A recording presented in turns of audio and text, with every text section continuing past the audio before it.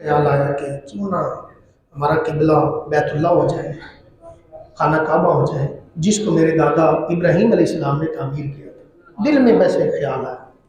ابھی 2 رکعتیں ہوئی تھی کہ نبی کریم صلی اللہ علیہ وسلم کے پاس حضرت جبریل امین یہ وحی لے کر آ کہ اے میرے محبوب، جدھر آپ کا دل کرتا ہے ادھر چہرہ کرو۔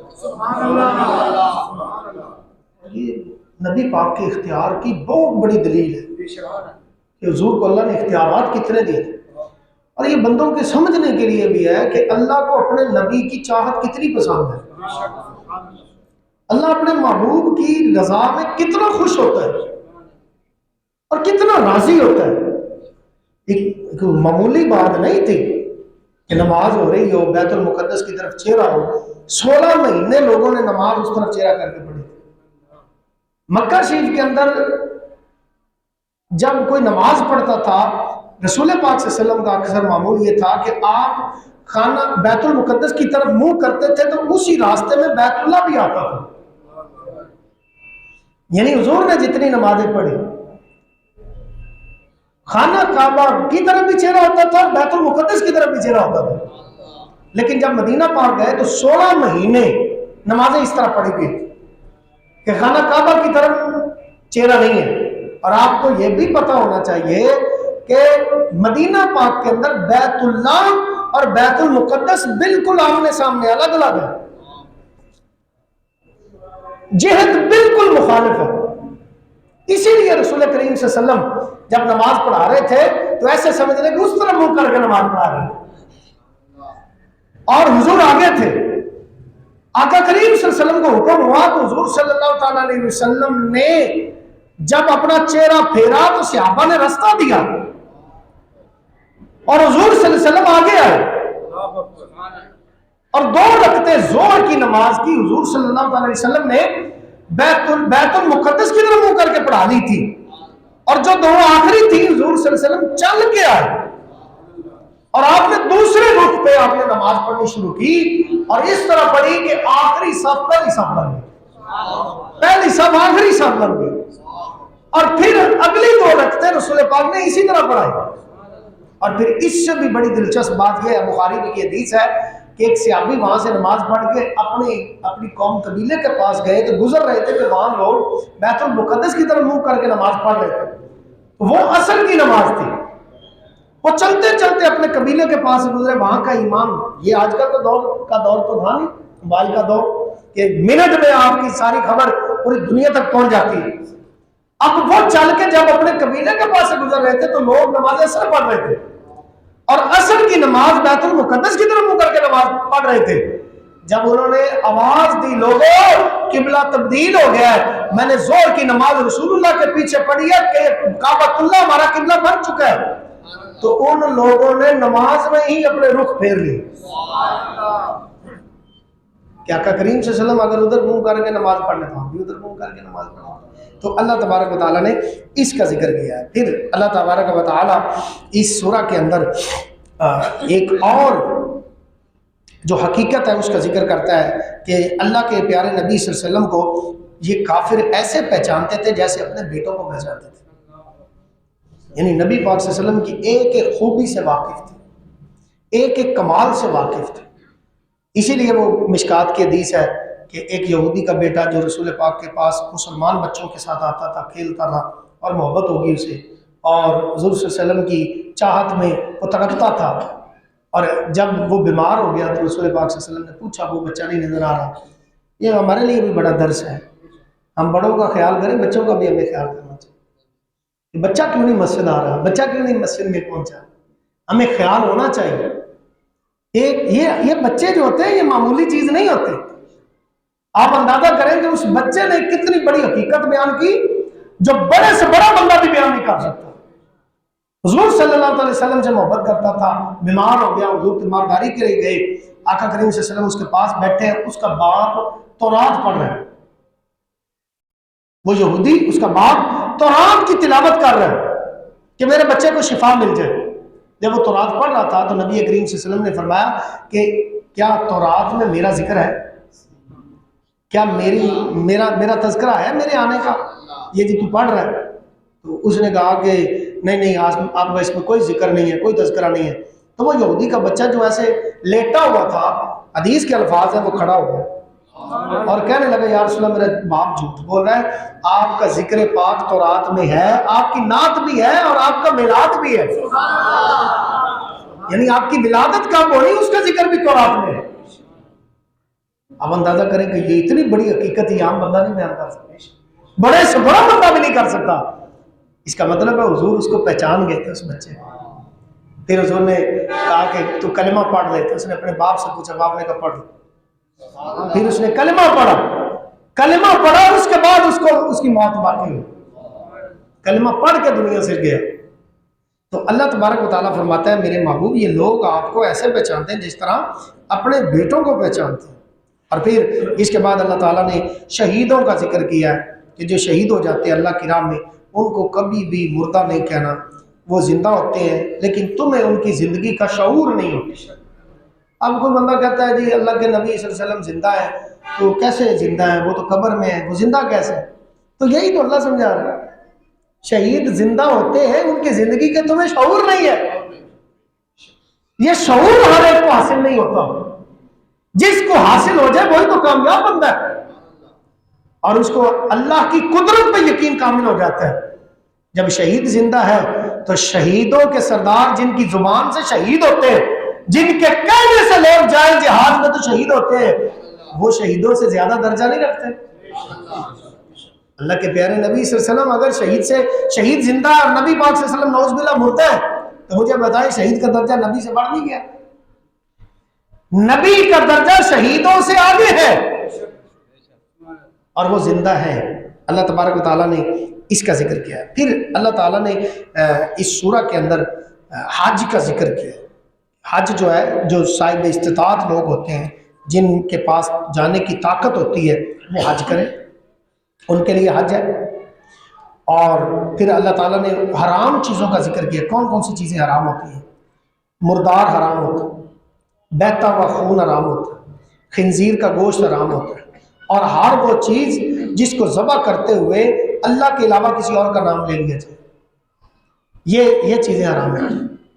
اللہ تعالیٰ نے ایک اور مقام ہے جہاں حرام کی ایک لسٹ لکھی ہے، وہ اور چیزوں کا ذکر کیا۔ وہاں شراب حرام ہے، یعنی خمر، میسر کہتے ہیں جوے کو، اور پان سے مارنا، اندازے تکے لگانا اور پیسہ لگانا اس پہ، یہ بھی حرام ہے۔ یہ اللہ تعالیٰ فرماتا ہے یہ شیطان کے عمل ہے۔ وہ وہاں ذکر کیا، اور یہاں کیا ذکر کیا کہ مردار حرام، کوئی بھی جانور ہو جو مردہ ہو گیا حرام، لیکن سوائے مچھلی کی۔ اب وہ مچھلی حلال کیسے؟ وہ اللہ کے نبی کے فرمانے میں حلال، قرآن میں نہیں ہے کہ مچھلی حلال ہے، قرآن میں کہیں بھی نہیں۔ قرآن نے جو حکم دیا وہ مردار حرام ہے، لیکن نبی کریم صلی اللہ علیہ وسلم فرماتے ہیں سوائے مچھلی کے، مچھلی حلال ہے، وہ ہوتی مردار ہے لیکن حلال۔ کبھی کسی نے مچھلی کو ذبح کیا؟ مچھلی جو بھی کھاتے ہیں وہ مردہ ہی کھاتے ہیں۔ اب وہ بغیر جھجک کے وہ کھا رہی، پوری دنیا کھا رہی، اس کا مطلب ہے اللہ کے پیارے نبی کے ہاتھ میں ہے جس چیز کو چاہے حلال کریں، جس کو فرمائے حرام کر دیں۔ تو اللہ فرماتا ہے یہ چیزیں، خون جو ہوتا ہے خون حرام ہوتا ہے، خون انسان کا ہو، جانور کا ہو، کسی کا بھی بہتا خون حرام ہوتا ہے۔ اس کا پینا بھی حرام ہے، اس کا کپڑے کے اوپر لگ جانا کپڑے کو ناپاک کر دیتا ہے۔ ہمارے کئی لوگوں کو نا جب کوئی چوٹ لگ جائے تو خون چوسنا شروع، یہ حرام ہے، خون حرام ہوتا ہے، اس کو نہیں چوس سکتے۔ ہاں ایک خون دوسرے خون میں اس کو مکس کیا جا سکتا ہے، اس کی شرعی اجازت ہوتی ہے، لیکن وہ پینے کی مد میں نہیں آتا۔ وہ آگے قرآن نے ذکر کیا فَمَنِ اضْطُرَّ غَيْرَ بَاغٍ وَلَا عَادٍ فَلَا إِثْمَ عَلَيْهِ، نہ تو تمہاری اپنی خواہش ہو اور نہ ضرورت سے تم آگے بڑھو تو پھر تم پہ کوئی گناہ نہیں ہے۔ یعنی اگر کوئی بندہ کسی ایسے علاقے میں ہے کہ جہاں مردار کے علاوہ کوئی چیز ہی نہیں اور موت واقع ہو جائے گی اگر وہ مردار نہیں کھاتا تو پھر اتنا مردار کا گوشت کھا سکتا ہے جتنی وہ زندگی بچا سکے۔ اسی طرح شراب ہوتی ہے، کسی ایسے علاقے میں ہے کہ جہاں صرف شراب ہے اور وہاں کوئی پانی نہیں، کوئی دودھ نہیں، کوئی پینے کی چیز نہیں، تو اپنی جان بچانے کے لیے شراب پی جا سکتی ہے، لیکن اتنی جتنی قرآن کہتا ہے ضرورت ہے، ضرورت سے آگے نہیں بڑھنا، صرف جان بچ جائے، اپنے مزے اور اپنی خواہش اور اپنی چاہت کے لیے اس کو استعمال نہیں کرنا، خواہش تمہاری نہیں ہونی چاہیے، ہاں ضرورت کے لیے تم اس کو استعمال کر سکتے۔ ایسے ہی خنزیر کا گوشت ہے کسی ایسے علاقے میں جہاں صرف خنزیر کا گوشت، اور وہ اتنا کھانا کہ جتنا جان بچ سکے، جان بچانے کے لیے اس کو استعمال کیا جا سکتا ہے۔ اسی طرح اللہ تعالیٰ نے ایک اور مضمون ذکر کیا کہ نیکی یہ نہیں ہوتی کہ تم مشرق کی طرف منہ کرو یا مغرب کی طرف منہ کرو، نیکی یہ ہوتی ہے تم ایمان لاؤ اللہ پر، قیامت کے دن پر، ملائکہ پر اور کتابوں پر، نبیوں پر، ان پہ ایمان لانا۔ یہ اب حالانکہ مشرق مغرب میں منہ کرنا یہ ایک انسان کا جو ہے نا ظاہر بدلتا ہے، لیکن اللہ فرماتا ہے یہ نیکی نہیں ہے، نیکی چہرے بدلنے کا نام نہیں ہے، منہ پھیرنے کا نام نیکی نہیں ہے، نیکی کا تعلق سب سے پہلے تمہارے دل کے ساتھ، تمہارا دل کس طرف ہے۔ یعنی وہ اقبال نے کہا تھا کہ اللہ سے بھی یرانے لگاتے ہو اور ابلیس سے بھی، وفاؤں کا قاتل سے بھی تمہاری یاری ہے اور مقتول سے بھی ہمدردیاں کرتے ہو، یہ تو کوئی بات نہ ہوئی، ایک طرف تو چل، پتہ تو چلے تو ہے کون۔ اللہ بھی یہی ہمیں بتا رہا ہے کہ جب تم اللہ کے دین کی طرف آ گئے ہو تو پھر واپسی کیسی؟ سب سے پہلے تمہارا دل ایمان لائے اللہ پر، اللہ کے رسولوں نبیوں پر، قیامت کے دن پر، ملائکہ اور کتابوں پر، اور پھر اس کے بعد عمل کیا کرنا ہے؟ وَآتَ الْمَالَ عَلَىٰ حُبِّهِ ذَوِي الْقُرْبَىٰ، اپنا جو اللہ کی محبت میں اپنا مال جو تمہیں عزیز ہو وہ دو۔ کن کو دو؟ رشتہ داروں کو، یتیموں کو، مسکینوں کو، راہگیروں کو، سائلوں کو، اور جو لوگ قیدی ہوں ان کی گردنیں چھڑانے۔ نماز پڑھو، اقام الصلاۃ، نماز پڑھو، یہ نیکی ہے۔ بات الزکاۃ، زکات دے، یہ نیکی ہے۔ والموفون بعہدہم اذا عاہدوا، جب وعدہ کرو تو وعدے کو پورا کرو، یہ نیکی ہے۔ والصابرین فی البأساء والضراء، مصیبت اور سختی ہر حالت میں صبر کرنے والے بن جاؤ۔ وحین الباس، اور جہاد کے وقت بھی صبر کرنے والے بن جاؤ، یہ نیکی ہے۔ اولئک الذین صدقوا، اللہ فرماتا ہے یہی کام کرنے والے سچے لوگ ہیں۔ واولئک هم المتقون، اور یہی لوگ متقی۔ پھر اللہ تعالیٰ نے قصاص کا ذکر ہے۔ قصاص کسے کہتے ہیں؟ شریعت میں قصاص اسے کہتے ہیں جب کوئی بندہ کسی ناحق کسی بندے کو قتل کر دیتا ہے تو بدلے میں جو قاضی ہوتا ہے، جو شریعت ہوتی ہے، اس کو پابند کرتی ہے کہ اس بندے کو اب قتل کرو، اور اس کو کہتے ہیں قصاص، یعنی بدلے میں کسی بندے کو قتل کرنا۔ اور یہ ہر بندہ نہیں کر سکتا، یہ عدالت فیصلہ کرتی ہے کہ کس کو قتل کیا جائے، اس کو قصاص کہتے ہیں۔ اور اللہ فرماتا ہے اس قصاص کے اندر تمہارے لیے زندگی ہے، اور آزاد کے بدلے میں آزاد ہے، غلام کے بدلے میں غلام ہے، عورت کے بدلے میں عورت ہے۔ اللہ فرماتا ہے تو جس کے لیے اس کے بھائی کی طرف سے کوئی معافی ہو جائے اور بھلائی کا کوئی اس سے تقاضا ہو تو اچھی طرح وہ اس کو ادا کر دے، یہ تمہارے رب کی طرف سے تمہارا بوجھ ہلکا کرنا ہے۔ وہ معافی ہو جاتی ہے تو یہ اللہ کی طرف سے کوئی نام آیا تمہارے پاس کہ اللہ نے تم پہ رحمت کر دی ہے۔ فَمَنِ اعْتَدَىٰ بَعْدَ ذَٰلِكَ فَلَهُ عَذَابٌ أَلِيمٌ، تو جو بندہ زیادتی کرے گا تو پھر اس کے لیے دردناک عذاب ہے۔ یعنی کسی نے قتل کیا تو جس طرح اس نے قتل کیا تھا اسی طرح اس کو مارا جائے گا، اس میں زیادتی نہیں کی جائے گی۔ اور اللہ فرماتا ہے اس میں تمہارے لیے زندگی ہے عقل والوں کے لیے، تاکہ تم متقی ہو جاؤ۔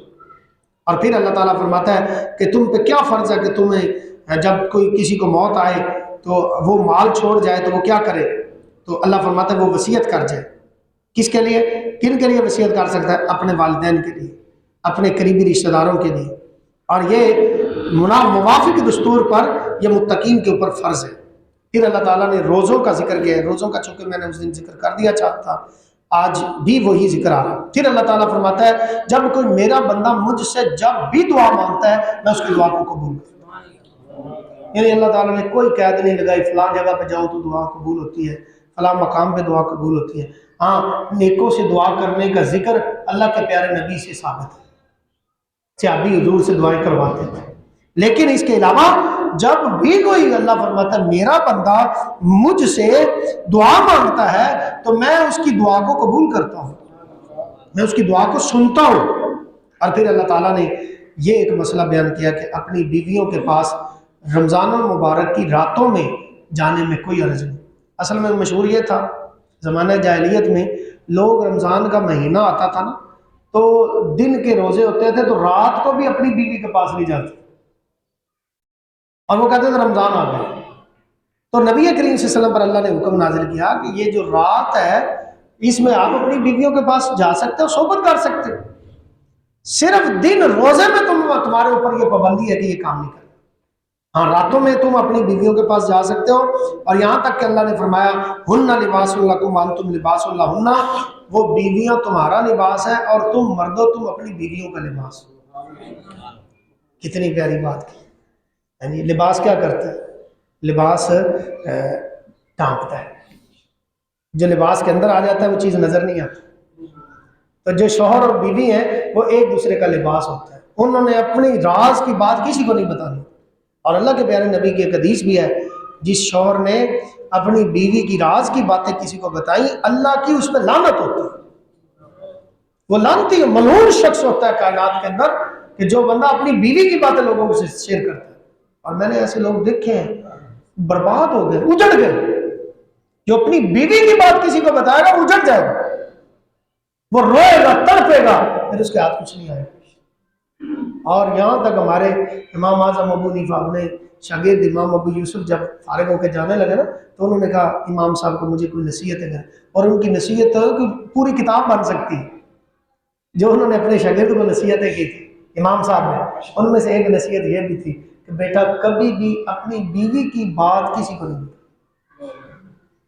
تمہارے تو عزت پائے گا، اگر تو بیوی کی بات کسی کو بتائے گا تو ذلیل ہو جائے۔ اور ایک نصیحت یہ بھی کی تھی کہ جس بندے سے بال کٹوانے نائی سے تو اس کو کچھ زائد پیسے دے، تیری عزت ہو، مفت کسی سے چیز نہیں لینے۔